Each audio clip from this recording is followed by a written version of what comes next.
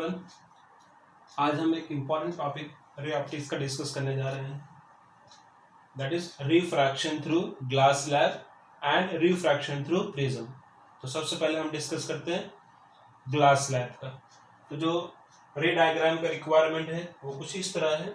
जो outer boundary है ये ग्लास स्लैब है जिसका थिकनेस टी है, so thickness is T.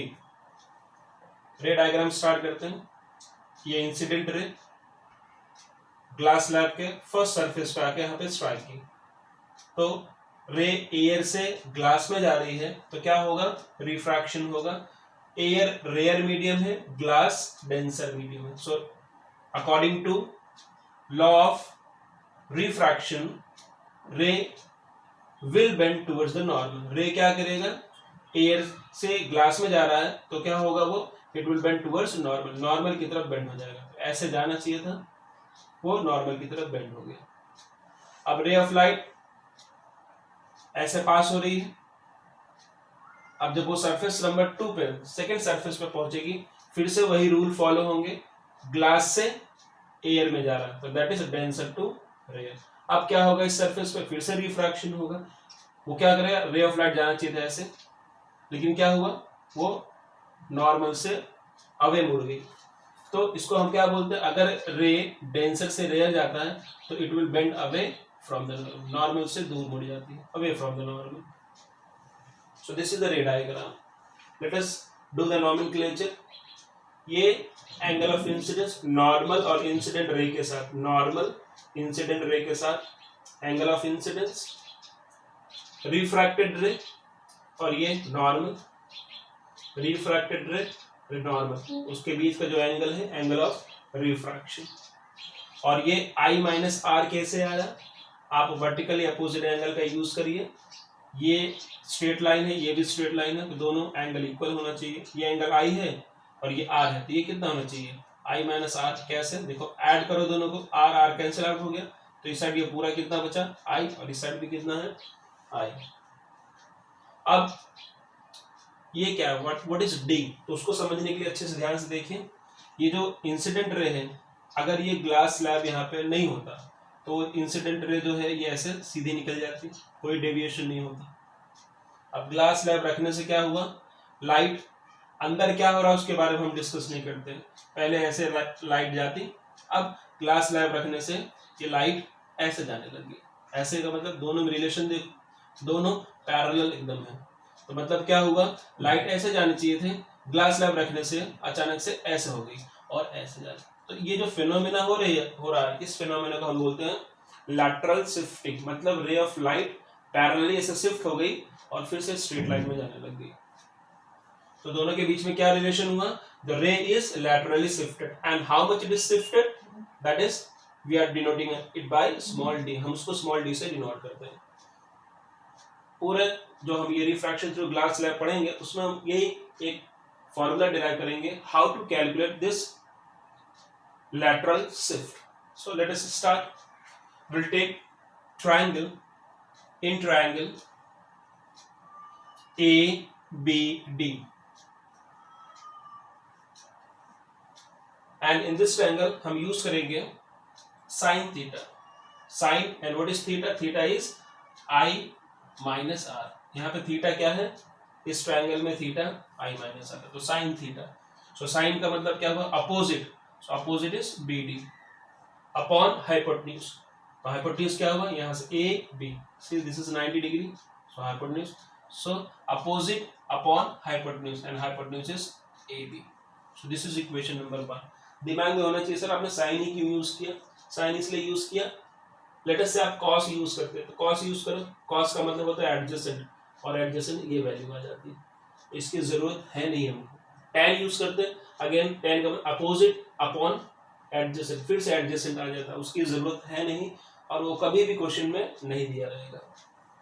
Now दूसरे ट्रायंगल की बात करते हैं। इन ट्रायंगल ये वाला ट्रायंगल ACB और ABC, इन ट्रायंगल ABC, इस ट्रायंगल ABC, उसमें हम यूज करते हैं cos और एंगल क्या है, एंगल R है। सर cos यूज क्यों किया, cos means adjacent upon hypotenuse, so adjacent means ये AC, ये थिकनेस आ जाता, और अगर आप साइन यूज करते अपोजिट ये आता, और इसकी जरूरत है नहीं, आपको दिया भी नहीं है कभी भी। सो cos r means adjacent. What is adjacent? Adjacent is AC and upon hypotenuse, and hypotenuse is AB. See the diagram, adjacent upon hypotenuse.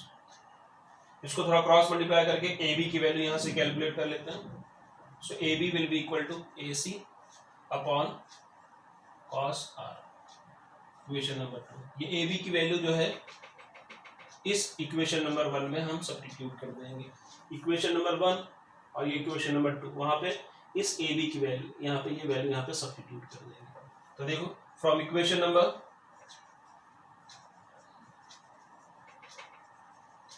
1 and 2, from equation number 1 and 2, इस साइड लेफ्ट साइड लिखा हुआ sine I minus R is equal to BD upon AB। तो AB की value क्या है? AC upon cos R।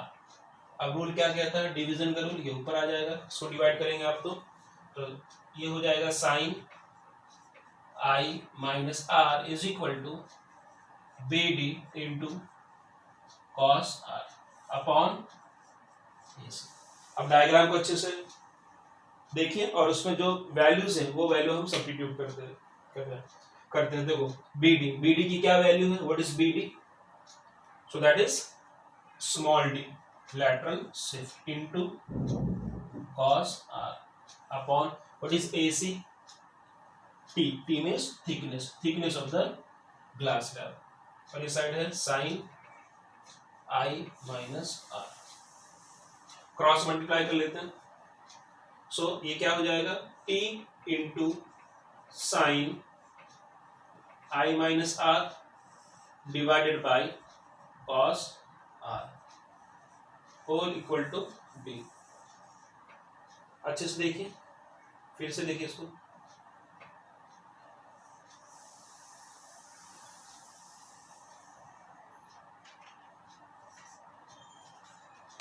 ये cross multiply होगा, T यहाँ पे आएगा तो T साइन थीटा, ये क्रॉस मल्टीप्लाई करके नीचे जाएगा।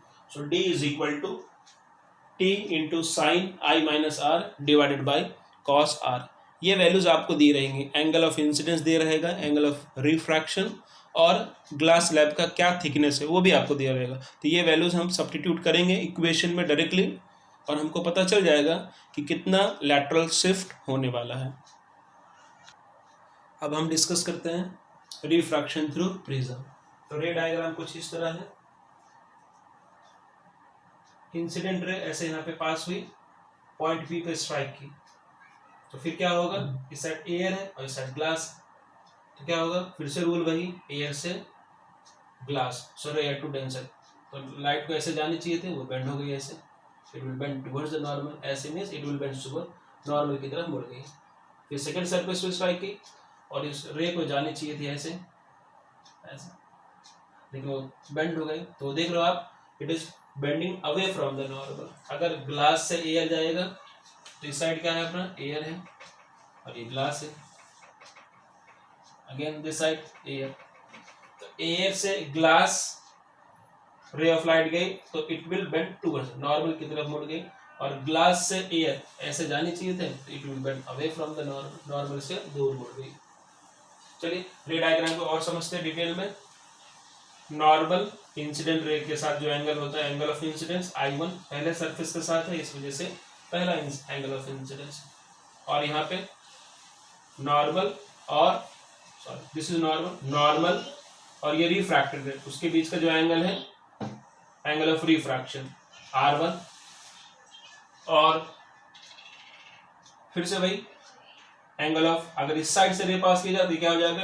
एंगल ऑफ इंसिडेंस, और सेकेंड एंगल ऑफ इंसिडेंस, क्योंकि दूसरा सरफेस इधर क्या हो जाएगा? Angle of refraction. और ये सर एंगल ऑलरेडी हमने यहाँ पे I1 और R1 यूज किया, इस साइड हम यहाँ क्या यूज करेंगे? एंगल ऑफ इंसिडेंस I2 और एंगल ऑफ रिफ्रैक्शन R2। अब ए क्या है? कुछ नोमेनक्लेचर समझ लीजिए। ए क्या है? एंगल ऑफ द प्रिज्म, और ये हमेशा क्वेश्चन में आपको दिया रहेगा। ए एंगल ऑफ द प्रिज्म, और ये डेल क्या है? डेल है एंगल ऑफ डेविएशन। लाइट ऐसे जा रही थी और अब इस समय वो कैसे जा रही है, ये फाइनल ऐसे, रे ऑफ लाइट ऐसे जा रही थी, ये इंसिडेंट रे, और फाइनल रे जो इमर्ज आउट हुई, बाहर निकली, ये वाली लाइट। तो इंसिडेंट रे और इमर्जेंट रे में टोटल कितना एंगल बन रहा है, कितना एंगल से वो डेविएट हुई, कितने एंगल से वो मुड़ी। तो देखो ये इंसिडेंट रे और ये फाइनल रे, तो दोनों के बीच का एंगल, पीछे इसको रिट्रेस किया, दोनों के बीच का एंगल देखो आप कितना दिखा रहा है, उसको हम डिनोट करेंगे डेल। तो what is a angle of the prism, del angle of deviation, total angle of deviation, angle of incidence, angle of refraction. चलिए हम डेरिवेशन स्टार्ट करते हैं। तो सबसे पहले हम यूज करेंगे इस क्वाड्रिलेटर को, quadrilateral A P B Q, quadrilateral A P B Q. उसमें अगर आप ध्यान से देखेंगे ये नॉर्मल है और यहाँ पे भी ये नॉर्मल है, ये नॉर्मल बना हुआ है, ये एंगल 90 डिग्री का है।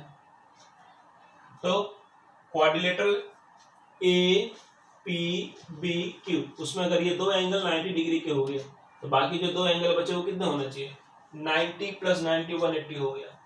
तो एंगल ए और एंगल बी का सम कितना होना चाहिए, वो भी 180 डिग्री होना चाहिए, क्योंकि the sum of angles of all, sum of angles of a quadrilateral is 360 degree. So therefore we can write directly angle A plus angle B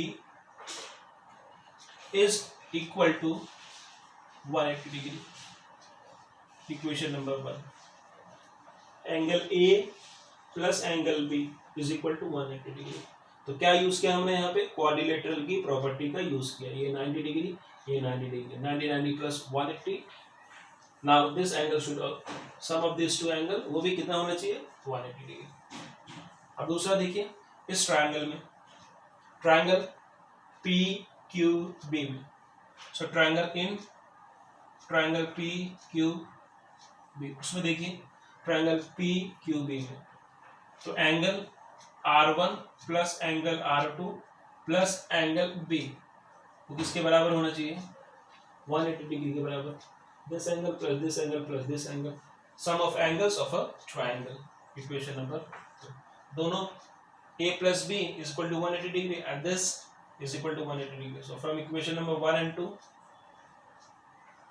from 1 and 2 हम क्या लिख सकते हैं, देखिए from 1 and 2, so we can write a angle a plus angle b is equal to R1 plus R2 plus b. Right hand side equal है तो left hand side भी equal होना चाहिए। नाउ फ्रॉम बोथ साइड ये b and b will be cancelled out, so we will get a is equal to R1 plus R2, तो ये हमको मिलेगा a R1 plus R2, equation number 3। अब वो angle del, what is that angle del, observe the diagram del. So this is, if I consider, let me write another name AB here, C, in triangle C, P and Q, for triangle C, P, Q, इस triangle के लिए ये angle क्या है, exterior angle है। तो exterior angle की क्या प्रॉपर्टी होती है, इंटीरियर एंगल के सम के बराबर होता है, इंटीरियर अपोजिट एंगल के सम के बराबर होता है। Outside this is exterior angle, so this angle del will be equal to this angle plus this angle. So let us calculate what is this angle. Since this is I1 and this is R1, so vertically opposite angle क्या बोलता है, अगर ये I1 है ये R1 है, ये straight line से ये होना चाहिए I1 minus R1। इसको मैं यहाँ से एरो देके यहाँ पे लिखता हूँ, ये होना चाहिए I1 माइनस R1, और ये एंगल क्या होना चाहिए, ये एंगल ये I2 है, ये R2 है, तो ये दोनों इसके बराबर होना चाहिए। इसका मतलब ये क्या होना चाहिए, this should be equal to I2 minus R2, ये एंगल होना चाहिए। तो फिर से angle of minimum deviation del, so that is equal to what, sum of interior opposite angle। तो तो इंटीरियर अपोजिट एंगल है क्या, पहला I1 माइनस R1 है प्लस दूसरा I2 माइनस R2। ऑब्जर्व करिए एक्सटीरियर एंगल दोनों इंटीरियर एंगल के सम के बराबर होगा। Interior angle first and this is second interior angle यहाँ पे ऐड करके लिख दिया। थोड़ा इसको रीअरेंज कर लेते हैं। I1 प्लस I2, ये I1 प्लस I2 साथ में लिख दिया, माइनस कॉमन लेके R1 प्लस R2, ये माइनस R1 तो minus R1, minus R2 so minus R2। So this is equation number 4। अब हम एक अजम्पशन इसमें अज्यूम करने वाले, जो थ्योरी है इसकी, वो थ्योरी क्या है, जैसे जैसे हम एंगल ऑफ इंसिडेंस जैसे जैसे हम एंगल ऑफ इंसिडेंस बढ़ाते जाएंगे, ये ऑब्जर्व किया गया, ये पाया गया कि जैसे जैसे एंगल ऑफ इंसिडेंस हम बढ़ाते जाएंगे, as we go in increasing angle of incidence, तो एंगल ऑफ डेविएशन कम होता जाता है। एंगल ऑफ इंसिडेंस हम बढ़ा रहे हैं, इंक्रीज कर रहे हैं, ये एंगल ऑफ इंसिडेंस हम इंक्रीज कर रहे हैं, तो क्या होगा वो angle of deviation it was found that कि वो धीरे धीरे डिक्रीज होता रहता है। तो एंगल ऑफ इंसिडेंस इंक्रीज करेंगे, एंगल ऑफ डेविएशन डिक्रीज होता रहेगा। तो एक ऐसा पॉइंट आएगा जब वो डिक्रीज होना बंद हो जाएगा एंगल ऑफ डेविएशन। अब उसके बाद, उस पॉइंट के बाद अगर आप एंगल ऑफ इंसिडेंस को इंक्रीज कराओगे तो क्या होगा, वो एंगल ऑफ डेविएशन फिर से इंक्रीज होने लग जाएगा। इसका मतलब अगर आपने angle of incidence, this is angle of incidence and this is del angle of deviation axis पे, अगर आपने एंगल ऑफ इंसिडेंस इंक्रीज किया तो एंगल ऑफ इंसिडेंस इंक्रीज कर रहे हैं, तो एंगल ऑफ डेविएशन क्या हो रहा है, डिक्रीज हो रहा है। तो एक ऐसा पॉइंट आएगा वो फिर से एंगल ऑफ डेविएशन इंक्रीज करना स्टार्ट कर दे। देखिए एंगल ऑफ इंसिडेंस, ये एंगल ऑफ इंसिडेंस इंक्रीज हो रहा है और एंगल ऑफ डेविएशन डिक्रीज हो रहा है।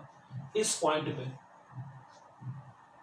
पे एंगल ऑफ इंसिडेंस पे ये जो आपको एंगल ऑफ डेविएशन मिल रहा है उसको हम बोलते हैं एंगल ऑफ मिनिमम डेविएशन। फिर से आपने एंगल ऑफ इंसिडेंस इंक्रीज किया, एंगल ऑफ डेविएशन कम होता गया।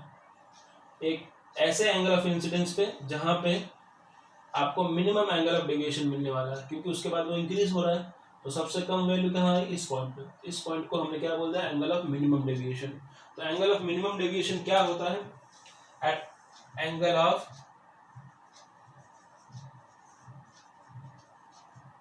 मिनिमम डेविएशन, assumption देखें, at angle of minimum deviation, so that is minimum deviation means del n. What is the assumption and what is the rule? What it says, वो ऐसा बोलता है कि at minimum angle of deviation, angle of incidence 1, angle of emergence 2 is equal, I1 is equal to I2। अगर ये दोनों बराबर हुआ तो एक वैल्यू मान लेते हैं, लेट अस से I1 और I2 बराबर हुआ, let us say it is equal to I, और and R1 is equal to R2 and let us say it is equal to R। तो ये assumption अगर उन्होंने एक्सपेरिमेंटली पाया कि अगर एंगल ऑफ इंसिडेंस आप बढ़ाएंगे तो एंगल ऑफ डेविएशन कम होता जाएगा और एक ऐसी वैल्यू आएगी जहां के बाद वो फिर से इंक्रीज करना स्टार्ट कर देगा। तो at angle of minimum deviation it was found that angle of incidence 1 is equal to angle of incidence 2 and angle of refraction 1 and angle of refraction 2 दोनों इक्वल है। तो एक वैल्यू मान लें, let us say it is equal to I and it is equal to R। अब ये values जो है हम इक्वेशन नंबर 3 में रखते हैं, फिर इक्वेशन नंबर 4 में रखते हैं। चलिए वैल्यूज को सब्स्टिट्यूट करते हैं, substituting above values in equation number 3 and 4, 3 और 4 में रखते हैं। ध्यान से देखिए इक्वेशन नंबर 3 में देखिए, पहले a, equation number 3 a is equal to R1 plus R2। R1 की जगह मैं R लिख सकता हूँ और R2 की जगह R। इसको सॉल्व करिए तो ये आ जाएगा कैसे, R plus R 2R, so 2 will divide it, so it will become R is equal to A upon 2। Similarly हम फोर्थ इक्वेशन में रखते हैं, इस साइड लिखा हुआ del is equal to I1 plus I2। I1 और I2 की जगह क्या रख सकते हैं, आई, सो ये आई प्लस आई माइनस R1 प्लस R2 की जगह क्या रख सकते हैं, R1 प्लस R2, उसकी जगह हम रख सकते हैं ए, R1 प्लस R2 ए। अब I1 plus I2, I1 2I1 इस माइनस ए को ऐसा ले आइए तो डेल, और इसको हम डेल एम लिखेंगे क्योंकि ये मिनिमम डेविएशन पे हो रहा है ये सब चीजें, तो del M plus A is equal to, तो फिर से उसको मैं रीराइट करके लिख देता हूँ, डेल एम माइनस ए साइड ले आइए तो प्लस ए हो जाएगा अपॉन 2 इज इक्वल टू आई। तो देखिए कैसे किया, माइनस ए साइड आया तो प्लस ए हो गया, आई प्लस आई 2i, तो 2 यहाँ पे हो तो उसको डिवाइड किया है मैंने। चलो अब ये जो वैल्यूज हमको ऑब्टेन हुई है, हम इस वैल्यूज को यूज करते हैं at minimum angle of deviation. हम जानते हैं कि स्नेल्स रूल क्या कहता है, sine of angle of incidence और sine of angle of refraction is equal to refractive index. ये रिफ्रैक्टिव इंडेक्स किसका है, ये रिफ्रैक्टिव इंडेक्स ग्लास का है, तो sine of angle of incidence is equal to sine of angle of refraction.